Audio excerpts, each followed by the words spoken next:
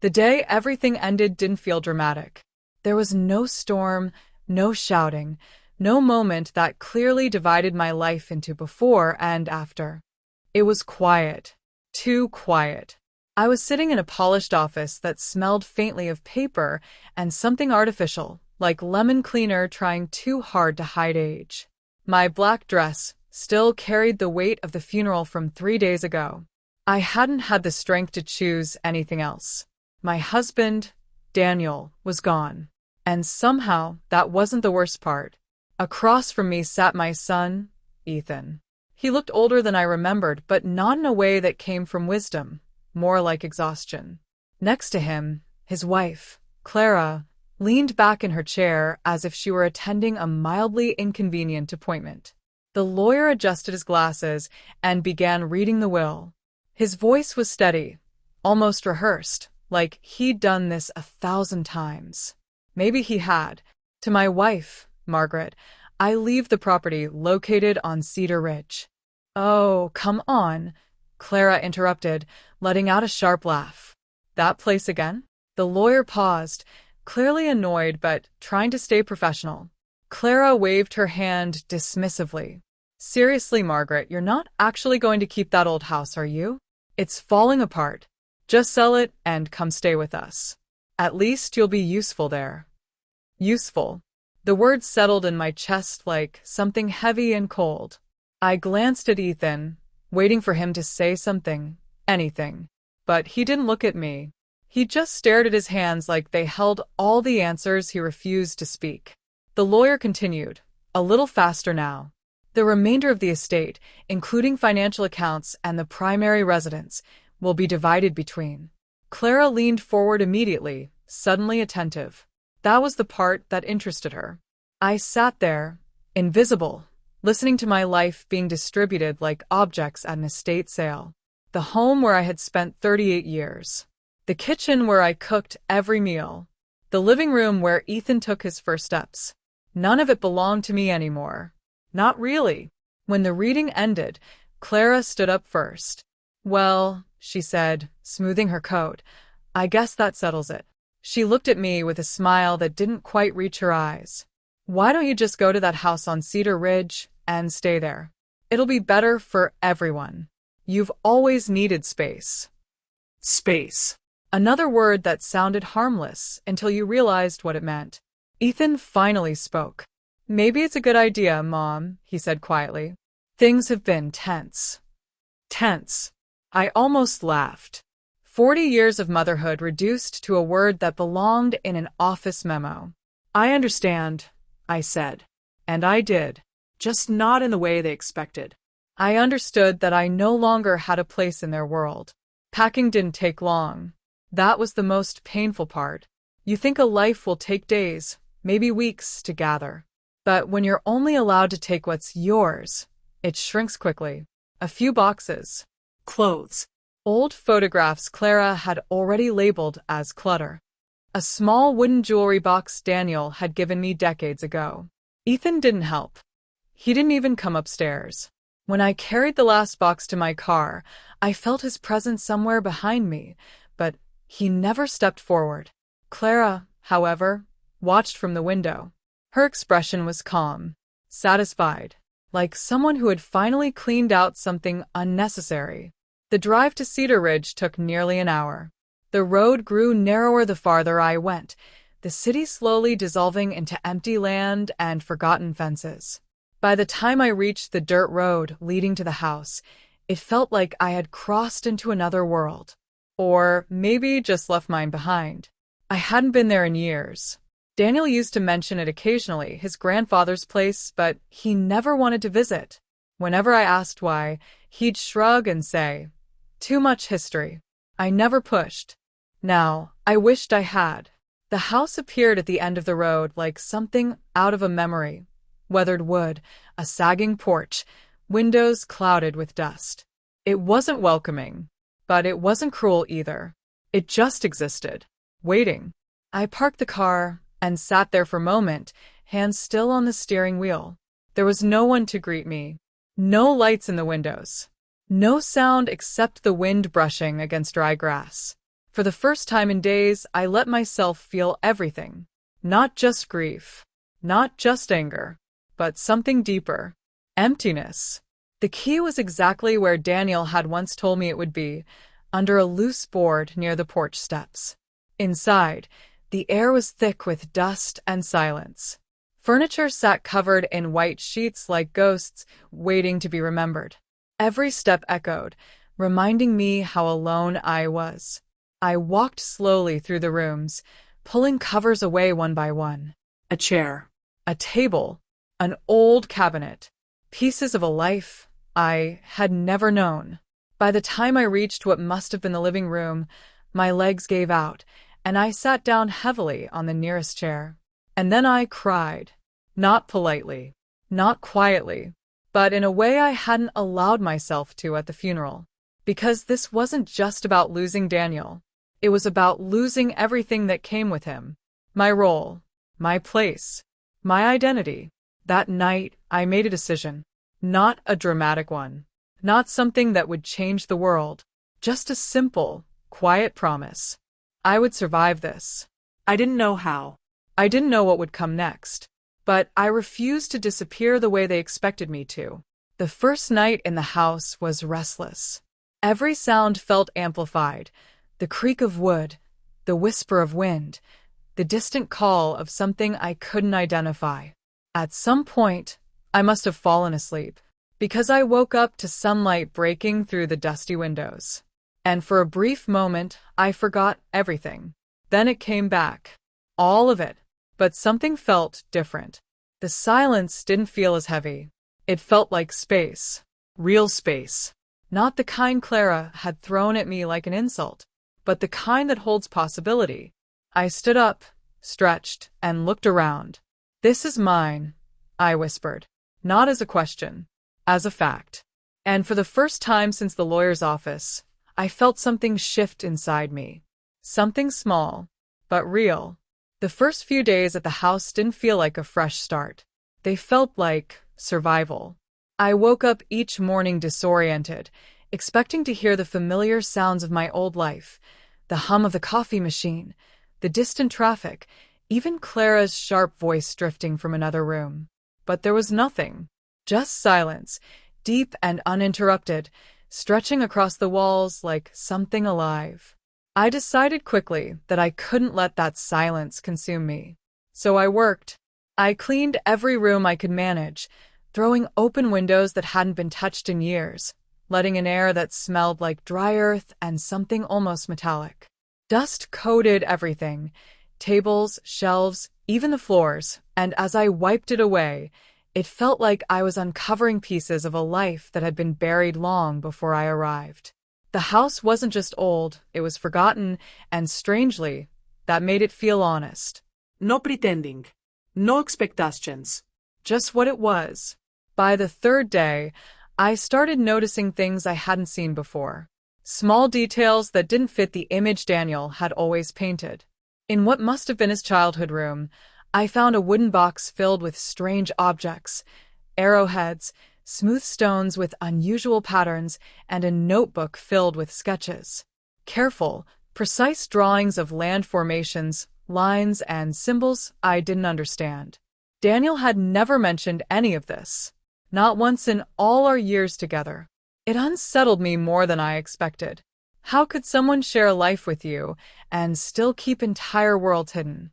That question stayed with me as I moved through the house, opening drawers, checking cabinets, slowly building a picture of a family I had never truly known. In a narrow room at the back, what looked like an old study, I found shelves lined with books.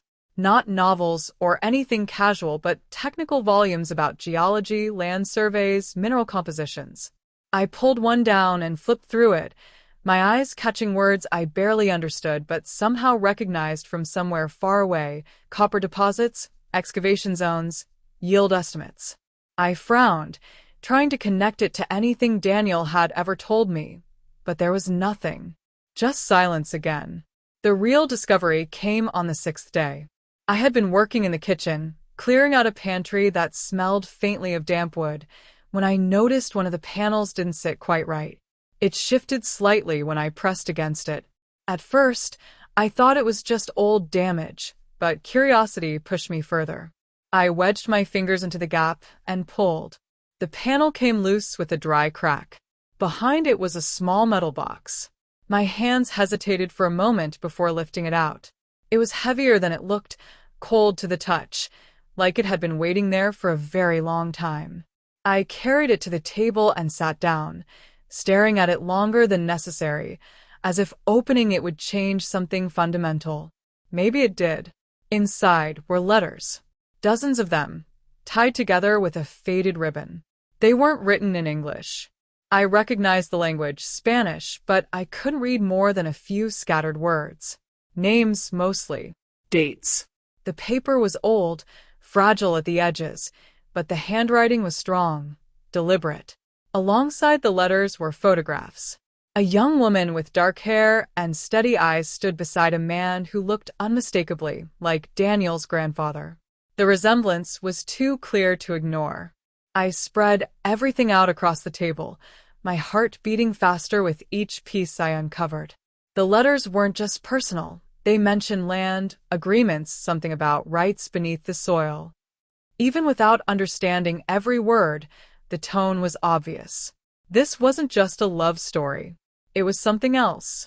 Something tied to the land itself. That evening, I called the only person I could think of who might know anything about this, an older woman named Helen who had lived in the nearest town longer than anyone else I knew. She answered on the second ring, her voice warm but curious. When I explained what I'd found, she went quiet for a moment. "I wondered when someone would finally look into that," she said. My grip tightened on the phone. "Look into what?" "The land," she replied. "Your husband's grandfather was convinced there was something valuable out there. Spent years studying it. People thought he was obsessed." "Valuable how?" I asked, though I already felt the answer forming somewhere deep inside me. "Minerals. Copper, mostly. Maybe more. He filed claims, brought in surveyors. But then the war happened, and everything stopped. After that, well, life moved on. People forgot." I looked down at the letters spread across the table. "And the woman?" "The one in the photos." Helen sighed softly. "Her name was Elena. Caused quite a stir back then. Different times, you know. She and Samuel, your husband's grandfather, were serious. But she died young. After that, he changed, became quieter, more withdrawn. After we hung up, I sat there in the growing darkness, the house now feeling less empty and more layered, like it was holding stories beneath its surface, waiting for someone to notice them. The next day, I searched more carefully. This time, I wasn't just cleaning. I was looking. In the study, I found old maps rolled up in a drawer. They were marked with lines and symbols that matched the sketches in the notebook. In another cabinet, I discovered folders filled with official-looking documents, land surveys, applications, correspondence with government offices. The dates stretched across decades, some far more recent than I expected. Daniel had known. That realization settled over me slowly, but completely. He hadn't just inherited this place. He had been studying it, quietly, Carefully. for years. But why keep it from me? That question lingered as I moved into the bedroom later that afternoon. The closet was nearly empty, just a few old coats hanging like forgotten memories. But something about the back wall caught my attention. It didn't look quite right. I pressed against it. It shifted. My pulse quickened.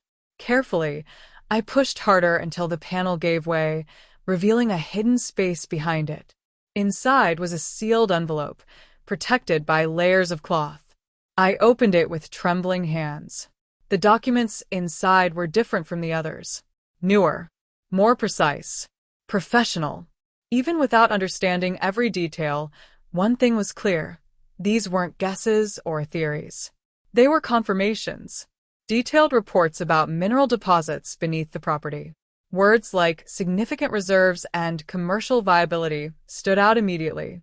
I sat down on the edge of the bed. The papers spread across my lap. This wasn't just land. This was something else entirely. Something valuable. Very valuable. At the bottom of the envelope was a letter. It was addressed to Daniel. From a company. An offer. A large one. My eyes moved across the page slowly, then faster as the number sank in. I had to read it twice. Then a third time. It didn't change. I lowered the paper, staring at nothing for a long moment. All those years, all those worries about money, about bills, about sacrifices, and this had been here the entire time. Hidden. Waiting. I leaned back against the wall, the weight of it settling over me. Not just the possibility of wealth, but the realization that my life, as I understood it, had never been complete. There had always been something just beneath the surface. Something Daniel had chosen not to share. For the first time since arriving, the house didn't feel like exile. It felt like a beginning. A strange, uncertain, overwhelming beginning. And somewhere deep inside me, beneath the grief and the anger and the confusion, something else started to grow. Not fear, not sadness, but something stronger. Control. For 2 days, I didn't tell anyone what I had found. Not Helen, not Ethan, not a single soul. The documents stayed spread across the kitchen table like pieces of a puzzle that only I was allowed to see. I reread them over and over again, slowly beginning to understand the scale of what had been hidden beneath this land. It wasn't just a possibility anymore, it was certainty. Professional reports, updated surveys, detailed projections, everything pointed to one simple truth. This place was worth more than anything I had ever owned, more than anything I had ever imagined having. And yet, what unsettled me most wasn't the money. It was Daniel. I kept going back to that question. Why didn't he tell me? We had shared a life for decades. I had stood beside him through everything: failures, struggles, illnesses, sacrifices. I had given up opportunities, dreams I barely even remembered now, all in the name of building something stable for our family. And all that time, he had been sitting on this, researching it, planning something, keeping it quietly tucked away like a secret he couldn't risk sharing. At first, I felt hurt, then confused, and finally something shifted into understanding. Daniel hadn't been careless with secrets. He had been careful, deliberate, which meant he had a reason. That thought stayed with me as I moved through the house again, this time not as someone cleaning or even searching, but as someone trying to follow a trail. I returned to the study and examined everything with a sharper eye. Notes in the margins of reports, phone numbers scribbled in corners, dates circled more than once. This wasn't random curiosity. It was preparation. He had been building towards something step by step. And then I found it. A small notebook tucked between 2 larger volumes, almost invisible unless you were looking for it. It was his handwriting. I recognized it instantly. My hands tightened slightly as I opened it, unsure of what I was about to read. The first few pages were filled with numbers, calculations, estimates, projections. But further in, the tone changed. The writing became less technical, more personal. Short entries. Not quite a diary, but close. Still not the right time. Ethan wouldn't understand yet. Clara asks too many questions. I stopped there. Read that line again. Clara asks too many questions. A strange feeling crept up my spine. I turned the page. Margaret deserves security. Real security. Not what we've been pretending is enough. My breath caught. For a moment, the room felt too small. I sat down slowly, the notebook still open in my hands, and read the rest in silence. The entries weren't long, but they were enough. Enough to form a picture I hadn't expected. Daniel hadn't been hiding this from me because he didn't trust me. He had been protecting it from Clara, and maybe from Ethan too. That realization didn't come with anger. It came with something heavier, responsibility. Because now I understood something I hadn't before. This wasn't just a discovery. It was a choice. And I was the one who had to make it. That afternoon, I went down to the basement. I had avoided it until now. Daniel had always brushed it off whenever I asked about it, said it was just storage, nothing worth seeing. But after everything I had uncovered, I knew that wasn't true. There was something down there. Something he hadn't wanted me, or anyone else, to find too easily. The door creaked as I opened it. A narrow staircase led down into darkness, the air growing cooler with each step. I grabbed a flashlight from the kitchen before descending, the beam cutting through dust that hung thick in the air. The basement was larger than I expected. Much larger. The walls were made of old stone, solid and uneven, like they had been built long before the house above. The floor was rough, packed earth in some places, worn wood in others. It didn't feel like a basement. It felt like something older, something built with purpose. I moved slowly, letting the light guide me. There was a workbench along one wall, covered in tools I didn't recognize, heavy, worn, but carefully arranged. Not abandoned, not forgotten, maintained. That detail sent a quiet shiver through me. Daniel had been down here recently. Then I saw it. At the far end of the basement, partially hidden behind stacked crates, there was an opening. Not a hole, not damage, an entrance. My steps slowed as I approached it, my heartbeat suddenly louder in my ears. The opening was reinforced with wooden beams, aged but still strong, forming a low tunnel that disappeared into darkness. A tunnel. I stood there for a long moment, staring into it. The air that flowed from inside was different, cooler, carrying a faint metallic scent I couldn't ignore. I didn't step inside. Not yet. But I didn't need to. I already understood what it was. Instead, I turned my attention to the crates nearby. Most of them were empty or filled with old equipment, but one felt heavier when I tried to move it. I knelt down and pried it open, the wood protesting as the lid came loose. Inside were rocks. At first glance, they looked ordinary. But when I picked one up and held it under the flashlight, I saw it. Thin streaks of green and blue running through the stone. Even without any real knowledge, I knew what I was looking at. Copper.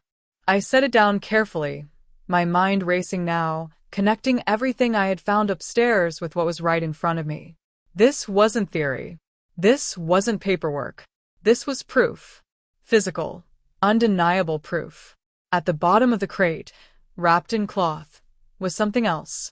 A leather folder. I opened it slowly, my hands steady despite the storm building inside me. Inside were newer documents. Much newer. Professional reports, stamped and signed. Detailed analysis. Extraction plans. Profit projections. Everything laid out clearly, in a language that didn't leave room for doubt. The numbers were staggering. I read them once, then again. Each time, they felt more real, more dangerous, because now I understood something else. If I could see this, then someone else could too. At the very back of the folder was a single sheet of paper, different from the rest. Handwritten. I recognized the writing immediately. Daniel. I sat down right there on the cold floor, the flashlight resting beside me as I read. Margaret deserves a life that isn't built on sacrifice. I swallowed hard. If anything happens to me, this is her chance. Don't let them take it from her. Them. He didn't write names. He didn't need to. I knew exactly who he meant. I stayed in that basement longer than I realized, the silence wrapping around me like something protective instead of suffocating. When I finally stood up and made my way back upstairs, the house felt different again. Not empty, not forgotten, but powerful, like it was holding something valuable beneath its surface, something that had been waiting for the right moment, for the right person. That night, I didn't feel like a victim anymore. I didn't feel like the woman who had been quietly pushed out of her own life. I felt awake, for the first time in years, because now I knew something no one else did. Ethan and Clara thought they had gotten rid of me. They thought they had sent me away to something worthless. But they were wrong. And soon, I would decide exactly how wrong. The next morning, I woke up before sunrise, not because I had to, but because I couldn't sleep anymore. My mind had crossed some invisible line during the night. The confusion, the grief, Even the shock of everything I had discovered, they were still there, but they no longer controlled me. Something else had taken their place. Clarity. Sharp, steady, almost unsettling in its calmness. I sat at the kitchen table with a cup of coffee. The documents spread out in front of me again, but this time I wasn't just reading them. I was thinking strategically. For most of my life, I had reacted to circumstances. I adapted, adjusted, sacrificed. That had been my role. But now, for the first time, I wasn't reacting. I was choosing. And that difference changed everything. The first decision I made was simple. I needed professional confirmation. Not guesses, not assumptions, facts. Real, current, undeniable facts. The documents Daniel left behind were convincing, but they were still his. I needed something that belonged to me. So, I found the number. It was buried in one of the reports from the leather folder, printed neatly at the top of a formal letter. A mining company. The same one that had made an offer before Daniel died. My fingers hovered over the phone for a moment before dialing. Not out of fear, but out of awareness. Once I made this call, there would be no going back to ignorance. The line rang twice before a woman answered, her voice calm and professional. I introduced myself. There was a pause on the other end, and then her tone shifted, subtle, but noticeable.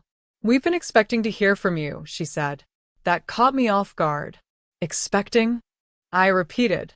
Yes. "Your husband was in contact with us. We were surprised when communication stopped." I glanced at the documents on the table. Of course he had been.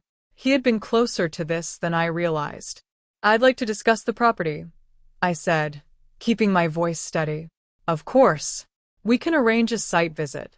Would early next week work for you?" I agreed without hesitation. When I hung up, I sat there for a moment, staring at my reflection in the dark screen of the phone. I didn't recognize the woman looking back at me. Not because she looked different, but because she felt different. There was no hesitation in her. No need for approval. Just quiet certainty. The days leading up to the visit felt strangely focused. I cleaned, organized, and went through the documents again, but now everything had a purpose. I wasn't just uncovering the past, I was preparing for the future. I even drove into the nearest town and bought myself new clothes. Not because I needed them, but because I wanted to walk into that meeting as someone who understood her own value. On Tuesday morning, they arrived. A white truck pulled up in front of the house, clean and polished in a way that made it look almost out of place against the worn wood and open land. Two people stepped out. A man in his late 50s, weathered but composed, and a younger woman carrying a tablet and equipment I didn't recognize. They introduced themselves, Michael and Laura. There was no condescension in their tone. Neun Bastions. Just professionalism. Respect. That alone told me more than anything else. We spent hours walking the property. Michael pointed out subtle details in the land that I would have never noticed, slight changes in elevation, variations in soil color, patterns in the rock formations. Laura showed me digital maps, overlays of data that revealed what lay beneath the surface. "The deposit runs across a large portion of your land," she explained, her voice precise. "And the concentration is unusually high.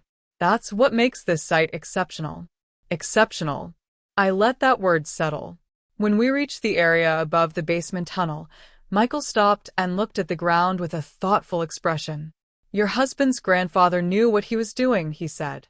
"That tunnel follows the vein almost perfectly." I nodded slowly. Yes, he did. And Daniel knew it too.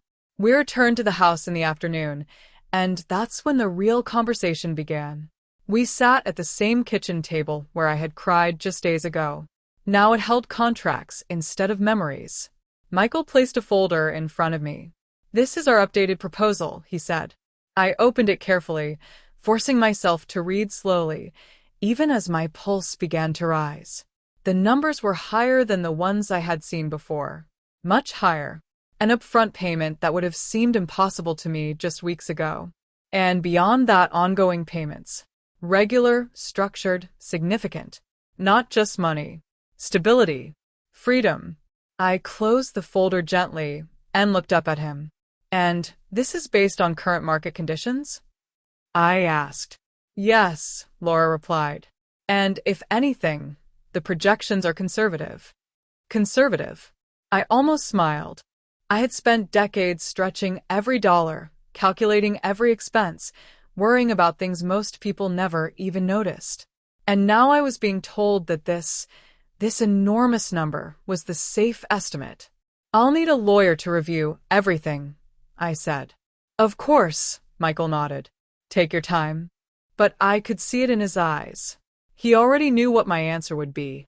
After they left, the house felt quiet again, but not in the same way as before. The silence wasn't empty anymore. It was full of possibility, of decisions waiting to be made. I poured myself a glass of water and sat down, staring at the contract. This was the moment, not the discovery, not the realization. The choice. My phone rang. I looked at the screen. Ethan. For a second, I considered letting it ring, but something told me to answer. Hello, I said calmly. Mom. His voice came quickly, almost too quickly. I've been trying to reach you. I've been busy, I replied. There was a pause. With what? He asked. I glanced at the contract on the table. Taking care of things, I said. Another pause. Then he cleared his throat. Look, Clara thinks maybe we were a little harsh the other day. Clara thinks. Of course she does. She wanted me to call, he added. I leaned back slightly in my chair. How thoughtful, I said. Mom, we're just trying to make sure you're okay. No. They were trying to make sure I was still available, still useful. I'm fine, I said. Good, that's good. He hesitated. Actually, there's something else. Of course there was. We've been having some financial pressure lately, he continued. The house, the taxes. Clara wants to renovate, and things are just a bit tight right now. I closed my eyes for a moment, not out of frustration, but out of recognition. This was familiar. This was the pattern. How much? I asked. There was a brief silence, then. Maybe around 50,000. 50,000. Not long ago, that number would have terrified me. Now, it barely registered. I opened my eyes and looked at the contract again. Then I spoke. Ethan, I said slowly, are you happy? The question caught him completely off guard. What? He said. Are you happy? I repeated. That's not the point. It is to me, he sighed, clearly uncomfortable. Mom, why are you asking that? Because I needed to hear it. Because I needed to know if anything had changed. But I already knew the answer. I stood up and walked toward the window, looking out at the land stretching beyond the house. I've spent my whole life making sure you were okay, I said quietly. Making sure you had everything you needed. But I won't spend the rest of my life being treated like I don't matter. Mom, no one said that. You didn't have to, I interrupted. Silence. Then softer now. What are you saying? I turned slightly, my reflection faint in the glass. I'm saying that things are going to be different.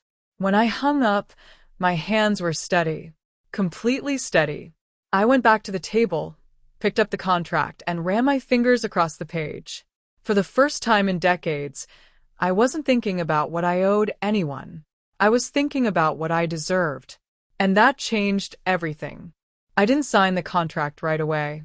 Not because I doubted it and not because I was afraid of what it meant, but because for the first time in my life, I understood the value of waiting, of choosing the right moment instead of reacting to pressure.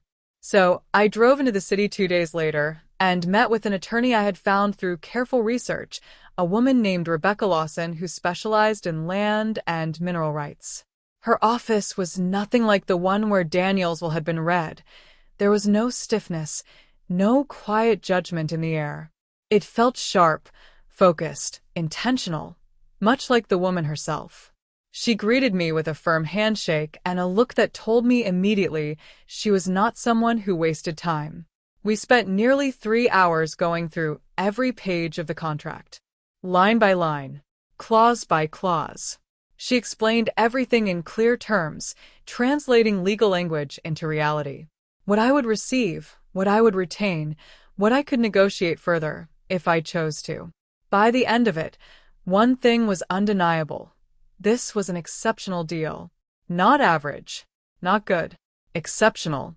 You're in a very strong position, Rebecca said, leaning back in her chair. Most people in your situation don't even realize what they have until it's too late. You did. I almost corrected her.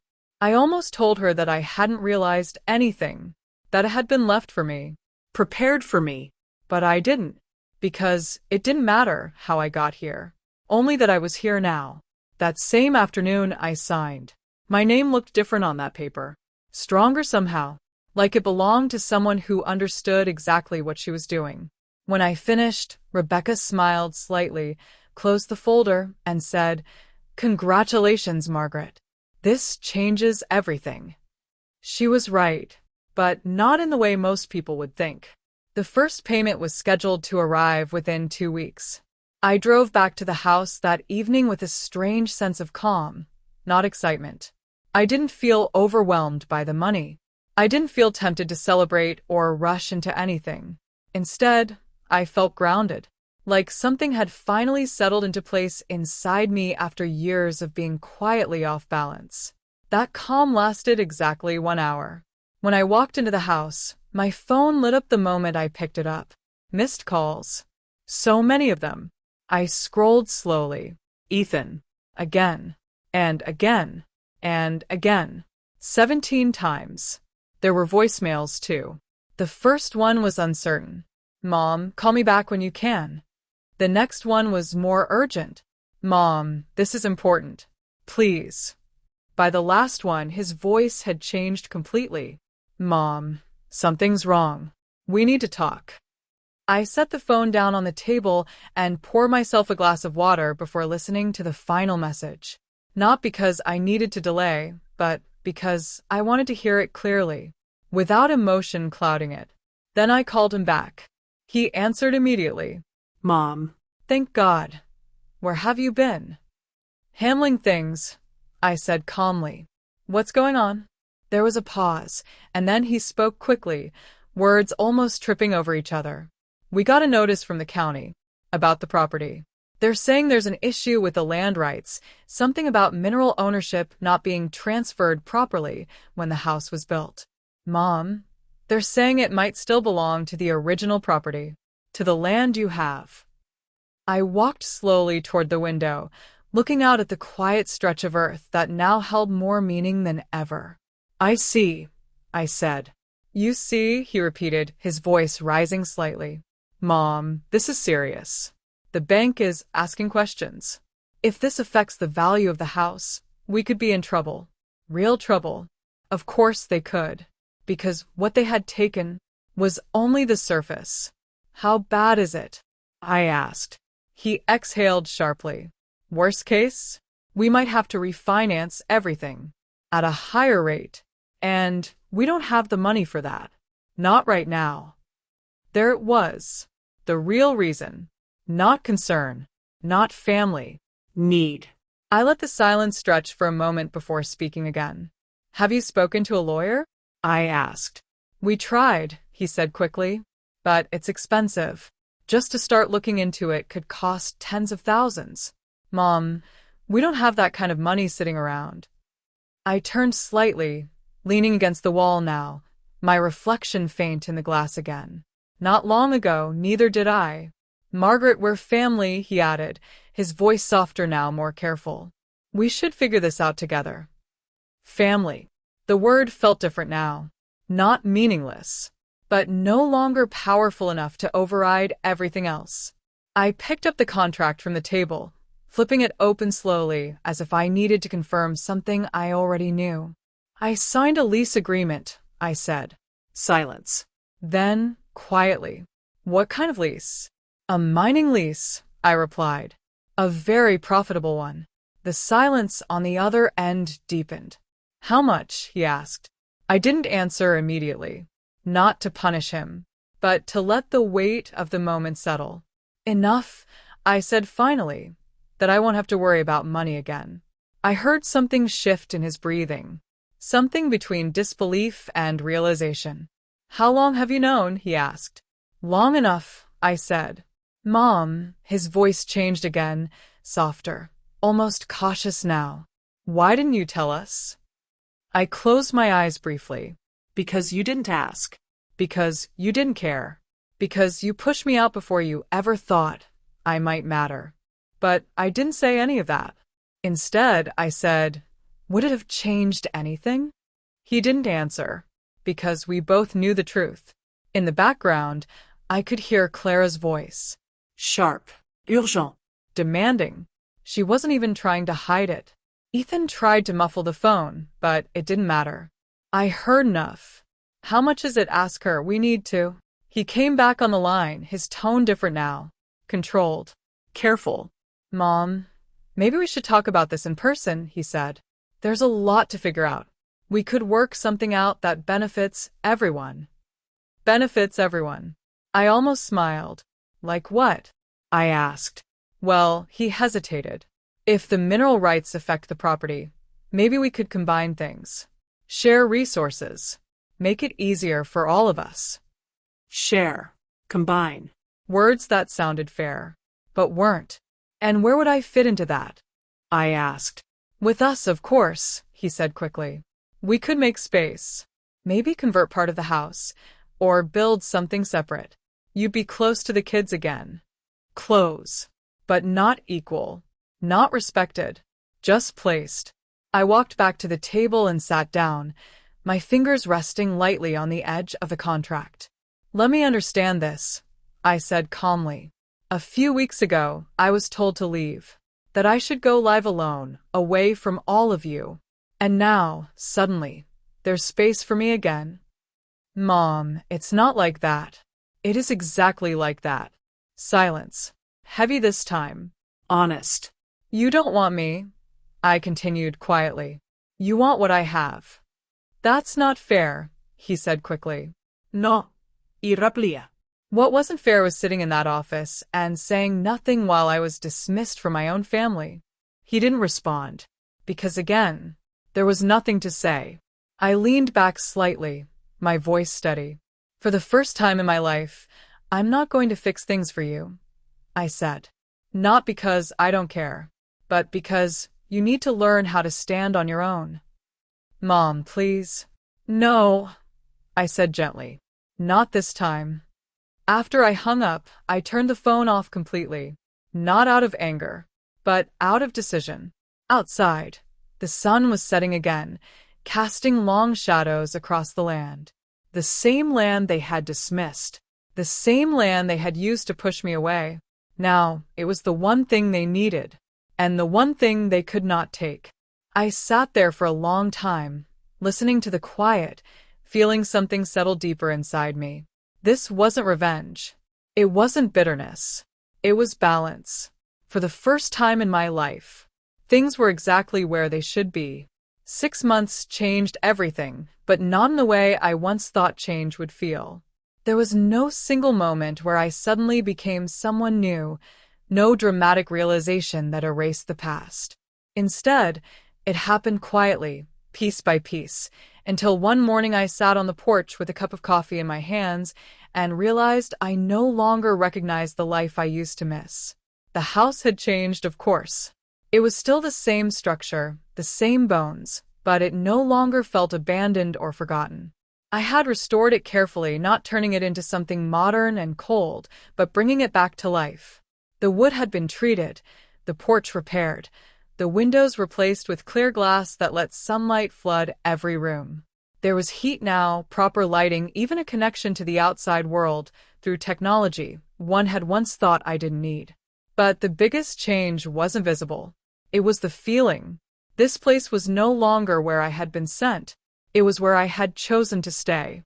The mining operation had started slowly, almost respectfully, as if the people working the land understood they were stepping into something that had existed long before them. Over time, that quiet beginning turned into a steady rhythm. Trucks came and went in the distance.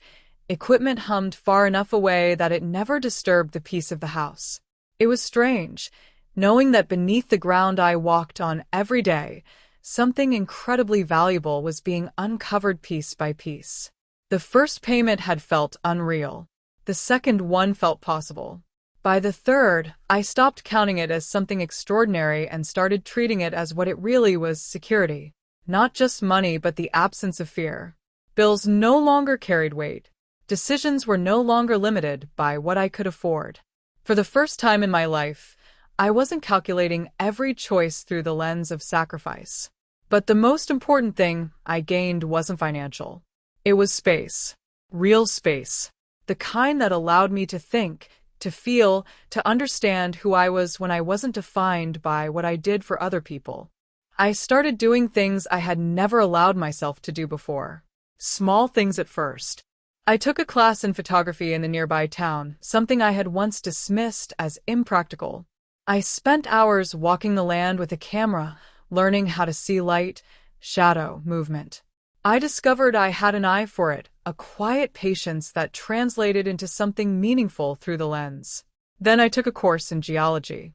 That one almost made me laugh at myself. After all those years of ignoring the ground beneath my feet, I was finally learning what it held. I began to understand the language in those reports, the patterns in the land, the science behind everything that had changed my life. Knowledge, I realized, was another form of control. And I was no longer afraid of having it. Ethan called less often now. At first, that might have hurt me, but it didn't. Because when he did call, it was different. The urgency was gone. The expectation was gone. There was no longer an unspoken assumption that I would solve whatever problem he brought with him. Instead, there were pauses, hesitations, moments where he seemed to be choosing his words more carefully. The first time I noticed the change clearly, he didn't ask for anything at all. He just told me about his children, about how Emma had done well in school, about how Tommy had joined a local team and was learning discipline the hard way. Small things, normal things, things that didn't revolve around need. I listened, really listened, and for the first time in a long time, it felt like a conversation instead of a transaction. Clara, on the other hand, disappeared completely. The last time I heard her voice had been months ago, sharp and controlled as always, accusing me of creating distance, of changing, in a way she didn't approve of. I had listened for a short time, then calmly told her that I wasn't responsible for the version of me she preferred. She hung up before I finished the sentence. I never heard from her again. Later, Ethan told me they were having problems. He didn't go into detail, and I didn't ask. Some things don't need explanation. One morning, as I sat on the porch watching the sun rise, my phone buzzed with a message. It was from Ethan. Simple. Can I visit with the kids? I read it twice before answering. Yes. That was all I wrote. No conditions. No expectations. Just an open door. They arrived the following weekend. The sound of the car pulling up felt strange at first, unfamiliar after months of quiet. I stood on the porch as they stepped out, watching carefully, not just at them, but at myself. I wanted to understand what I felt in that moment. It wasn't anger. It wasn't resentment. And it wasn't blind forgiveness either. It was something steadier. Something earned. The children ran toward me first, their energy cutting through the tension before it had a chance to fully form. I knelt down, holding them close, feeling something warm settle in my chest that I hadn't allowed myself to feel in a long time. Ethan approached more slowly. He looked different. Not physically, but in the way he carried himself. Less certain. Less protected. Mom, he said quietly. Ethan, I replied. For a moment, we just stood there. Then he spoke again. I'm sorry. No explanation. No excuse. Just that. And this time, I believed him. We spent the day together, walking the land, sitting on the porch, talking about things that didn't feel forced or carefully constructed. The children asked questions about everything: the house, the land, even the distant machines they could see working in the far fields. I answered simply, not hiding anything but not overwhelming them either. At one point, Ethan and I stood alone, watching the horizon stretch endlessly in front of us. I didn't understand before, he said quietly. I know, I replied. I thought things would always just work out, that you would make sure they did. I nodded slowly. That's what I taught you, I said. He looked at me, surprised. You didn't do anything wrong, I added. But now you have to learn something different. He exhaled, almost like he had been holding that breath for months. I'm trying, he said. I can see that. And I could. That was the difference. When they left that evening, the house grew quiet again. But it wasn't the same silence as before. It wasn't empty. It wasn't heavy. It was peaceful. I sat on the porch as the sky darkened, the distant hum of the mining work continuing like a steady pulse beneath everything. The land stretched out in front of me, unchanged and yet completely transformed in what it represented. This was never just about money. It was never just about the house. It was about understanding something I had spent most of my life ignoring. My worth, not as a mother, not as a wife, not as someone who sacrifices, but as myself. I picked up my coffee, now cold, and looked out at the horizon one last time before going inside. For years, I had believed that being needed was the same as being valued. I was wrong, and now, finally, I understood the difference. I didn't need to prove anything to anyone anymore. I didn't need to earn my place. I simply had it, on my terms, exactly where it belonged.